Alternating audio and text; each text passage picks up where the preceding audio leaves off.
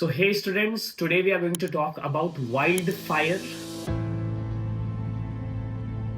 और आपने देखा था पुष्पा नहीं, फायर नहीं, वाइल्ड फायर है। तो अब ये वाइल्ड फायर असल में आ गया है। और इंडिया में भी अगर आपने last year current affairs cover किया होगा तो देखा होगा कि वाइल्ड फायर से रिलेटेड कंसेप्ट्स जो है उत्तराखंड में कई जगह पे वाइल्ड फायर्स आपको देखने को मिले थे। तो मैं इस जो करंट अफेयर्स टॉपिक है, लॉस एंजलिस में वाइल्ड फायर हो रहा है, लॉस एंजलिस का जो क्षेत्र है और उसके चारों तरफ, इनफैक्ट लॉस एंजलिस के चारों तरफ वाइल्ड फायर्स हो रहे हैं, वो कैसे रिलेट करते हैं इसको भी देखेंगे। पहले समझेंगे कि क्या हो रहा है।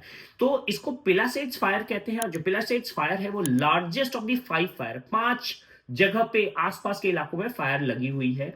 और ये लगभग मंगलवार को पिलासेट्स फायर शुरू किया, जो कि लगभग इनगल्फ कर दिया 17,000 एकड़ of land in the Los Angeles region. More than 13,000 structure वो प्रभावित हुए, और 300 ऐसे स्ट्रक्चर है जो बेसिकली पिलासेट्स फायर ने तो बिल्कुल डिस्ट्रॉय कर दिए। इनफैक्ट दो नया फायर, जिसको लाइडीलिया फायर कहते हैं, जो एंटीलॉप वैली में हो रहा है, सनसेट फायर हॉलीवुड वैली में हो रहा है, और वुडली फायर जो है, ये जो 2-3 फायर्स हैं ये भी बहुत ज्यादा प्रभावित कर रहे थे, लेकिन अभी तक इनको कंटेन कर लिया गया है। नाउ वाइल्ड फायर क्यों फैल रहे हैं इस एरिया में, ये भी जानना बहुत जरूरी है। इसका एक रीजन है प्रेसिपिटेशन, यहाँ बारिश बहुत कम हुई है, लकड़ियां सूख गई हैं, ड्राई फ्यूल है, स्ट्रॉन्ग विंड्स भी हैं जो लगभग 99 माइल्स पर आवर के आसपास जो है ये फ्लो कर रही हैं। और इस कारण से बेसिकली काफी ज्यादा कंडीशन ऐसे क्रिएट हो रहे हैं जिससे बेसिकली वाइल्ड फायर हो रहा है।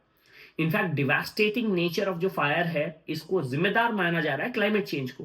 और एक्सपर्ट ऐसा कहते हैं कि क्लाइमेट चेंज के कारण जितनी बड़े पैमाने पे हो रहा है, जितनी इंटेंसिटी से हो रहा है, और जिस तरह से डैमेज कॉज किया जा रहा है, ये अनप्रेसिडेंटेड है। इनफैक्ट ये जो साल है, इस साल ड्राइएस्ट रीजन है फ्रॉम लास्ट, अगर हम बात करें तो बेसिकली 22 ईयर पीरियड में। और जो टेम्परेचर है वो भी बहुत ज्यादा राइज किया है इस इलाके में, एरिडिटी राइज की है, ड्राइनेस ऑफ वेजिटेशन है, और इन सब के कारण बिल्कुल डिजास्टेरियस कंडीशन पैदा हुए। और साथ ही साथ इसमें तड़का लगा दिया है सेंटा आना विंड्स ने। सेंटा आना लोकल विंड्स है, it's a hot and dry winds, जिसके बारे में मैंने अक्सर चर्चा कर रखा है। कैलिफोर्नियन रीजन में ये बेसिकली, स्पेशली सदर्न कैलिफोर्निया में ये बेसिकली जो है फ्लो करता है। इनफैक्ट जो लंदन कॉलेज हैं उनके प्रोफेसर जो हैं, उन्होंने बेसिकली ये कहा है कि रिसर्च अभी भी किया जा रहा है, और जो ये विंड्स हैं इनके प्रोग्रेशन को अगर देखा जाए तो खतरा ये है कि अभी ये और बढ़ सकता है, और ऑटम के सीजन में वाइल्ड फायर बहुत ज्यादा इंटेंस हो सकते हैं। इन वाइल्ड फायर के कारण कई तरह के कमर्शियल एंड नॉन कमर्शियल एवं वाइल्ड लाइफ प्रभावित हो रही है। इनफैक्ट इसको वाइल्ड लैंड और अर्बन इंटरफेस के बीच में भी एक, अभी मैं कंसेप्ट बताऊंगा, अपनी बैरियर कंसेप्ट, इसकी भी बात हो रही है जो यहाँ पे बेसिकली कहा जा रहा है। ये भी कहा जा रहा है कि लोग जो है वो बहुत ज्यादा अवेयर नहीं है वाइल्ड फायर के बारे में, और जिस तरह का घर का स्ट्रक्चर बना रहे हैं या जिस तरह की कॉलोनीज का स्ट्रक्चर बना रहे हैं, ये भी बेसिकली अफेक्ट करता है। प्रैक्टिसेस जैसे कि अगर कंट्रोल बर्निंग करें, या वेजिटेशन मैनेजमेंट किया जाए, या फायर रिस्क के बारे में पहले से ही इस तरह के स्ट्रक्चर्स बनाए जाए जिनमें इस तरह के वाइल्ड फायर का ध्यान रखा जाए, तो वाइल्ड फायर जैसी त्रासदी को थोड़ा सा कंटेन किया जा सकता है। इनफैक्ट कैलिफोर्निया के जो इकोसिस्टम है, जिस एरिया में वाइल्ड फायर हो रहा है, जैसे इंडिया में उत्तराखंड में होता है, उसके इकोसिस्टम का ख्याल रखें तो हम बहुत अच्छे स्टेप्स ले सकते हैं इनसे बचाव के लिए। इनफैक्ट ये जो वाइल्ड फायर है अभी जो हो रहा है, ये बहुत लंबा फायर हो रहा है, बहुत लंबे समय से हो रहा है।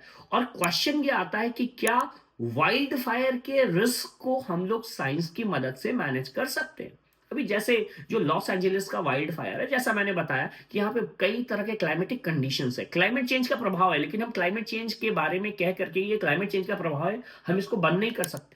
इनफैक्ट क्लाइमेट चेंज के प्रभाव को और कैसे, जैसे अगर हम वेजिटेशन मैनेजमेंट करें, और वेजिटेशन मैनेजमेंट में कुछ इस तरह से जो वेजिटेशन को हम बेसिकली यहाँ यूज करें, जो कि इस कंडीशन में भी, जो कि ड्राई कंडीशन है, कैलिफोर्निया और लॉस एंजलिस का जो कंडीशन है वो रिलेटिवली ड्रायर कंडीशन है, तो ये ड्रायर कंडीशन, और कुछ एरियाज तो ऐसे भी हैं जो बेसिकली लगते हैं आपको डेजर्ट से। तो ये मैप में आप देख सकते हैं। तो बेसिकली ये जो डेजर्ट कंडीशन है, इसमें ये वाइल्ड फायर जो है वो बेसिकली और भी यहाँ के कंडीशन को, और जैसा मैंने बताया लोकल विंड्स का इंपैक्ट, लोकल फैक्टर्स बहुत इंपॉर्टेंट है। सो मैंने हॉट विंड्स और ड्राई विंड्स बताया, इसी में एक सैंटा आना विंड्स के बारे में अक्सर चर्चा की है, ये बहुत ज्यादा न्यूज में आ रहा है, तो इसलिए सैंटा आना विंड्स और ये जो लोकल विंड्स का भी स्लाइड चल रहा है, इसको भी आप लोग ध्यान से देखेंगे, इन सारे विंड्स को याद कर लेंगे।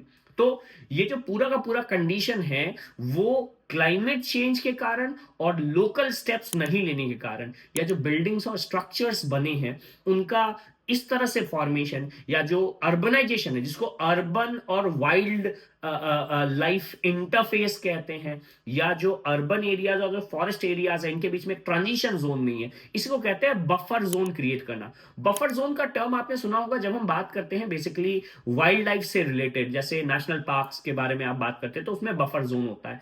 यहाँ पे बेसिकली एवन फॉरेस्ट के साथ भी एक बफर जोन होना चाहिए, मतलब ऐसा बिल्कुल ही नहीं होना चाहिए कि यहाँ पे एक जगह पे बहुत कॉम्प्लेक्स और बहुत डेंस अर्बन एरियाज है और फिर बगल में तुरंत ही फॉरेस्ट शुरू हो रहा है। इनफैक्ट इन दोनों के बीच में ट्रांजिशन लैंड होना चाहिए, ताकि अगर फॉरेस्ट में कुछ इस तरह की हैपनिंग्स हो जाए, इसमें दो हैपनिंग्स जो है बहुत इंपॉर्टेंट है, एक तो वाइल्ड फायर है वो तो है ही है, दूसरा है एपिडेमिक्स, कुछ ऐसी बीमारियां भी जो जंगल में वाइल्ड लाइफ रहते हैं वो बीमारियां भी कई बार कैरी ऑन हो जाती हैं और फिर प्रभावित करती हैं, और कई बार एपिडेमिक का भी सहारा या एपिडेमिक का भी जो है इम्पैक्ट वो दिखाती है। तो इसीलिए अगर ऐसा कुछ किया जाए तो एक बफर जोन बनाया जाए, और ये बहुत ही साइंटिफिकली इंप्लीमेंट होना होगा। तो अगर ये बफर जोन बनाया जाए, इसके ऊपर अभी रिसर्च चलने वाले बाकी हैं, तो इससे बेसिकली कुछ हद तक बचा जा सकता है।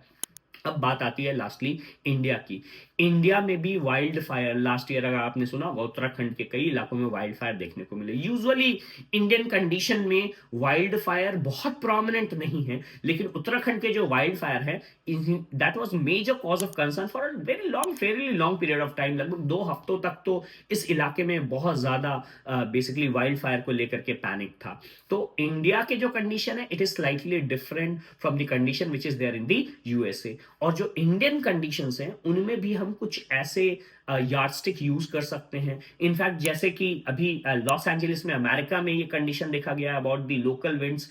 यहाँ लोकल विंड्स जो क्लाउड फॉर्मेशन है, जो रेनफॉल पैटर्न है, अगर इसको ज्यादा अच्छे से स्टडी किया जाए तो हम बेसिकली वाइल्ड फायर के इम्पैक्ट को और इसके आने वाले जो अकरेंस है इसको भी कुछ हद तक प्रिडिक्ट कर सकते हैं। In fact impact of El Nino, La Nina और ये जो कंडीशन, जो ह्यूमिडिटी, इंडिया के इलाके में जो ह्यूमिडिटी को प्रभावित करता है, अगर इसको हम पढ़ लें तो वाइल्ड फायर के बारे में हमें अच्छी जानकारी मिल सकती है। तो अभी भी इसमें बहुत ज्यादा करना बाकी है, हम देख सकते हैं। मैं इसके ऊपर इंडियन वाइल्ड फायर के ऊपर एक एक्सट्रैक्ट लेकर के आऊंगा।